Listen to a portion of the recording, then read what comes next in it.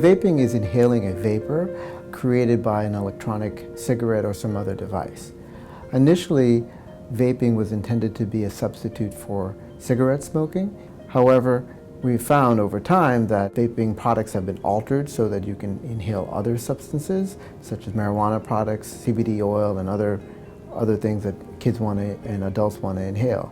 We find that people who vape have something called popcorn lung or bronchiolitis obliterans, where the small little airways at the end of their lungs are getting inflamed. What we're also finding is that if you buy adulterated products that are not sold in a store but from the street vendor, or you're trying to alter either the vaping device or the vaping cartridge, that you expose yourself to having other contaminants put in, like some chemicals like diacetylene, nickel, and other oils that somehow don't get burned off in the process.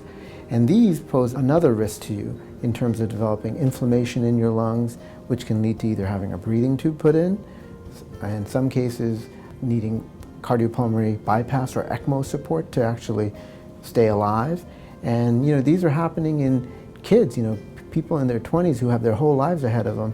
And once you have this, your lungs are never the same, and you're never the same, being put on a machine to keep you alive for so long.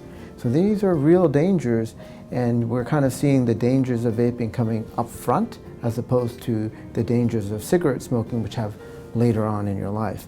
If you are vaping and you notice that you are short of breath, you just don't feel like yourself, you're feeling dizzy, you're feeling winded, you really should see a medical professional, and be evaluated. If you can catch it early, you may be able to prevent some of the inflammation before it spreads elsewhere. RWJBarnabas Health.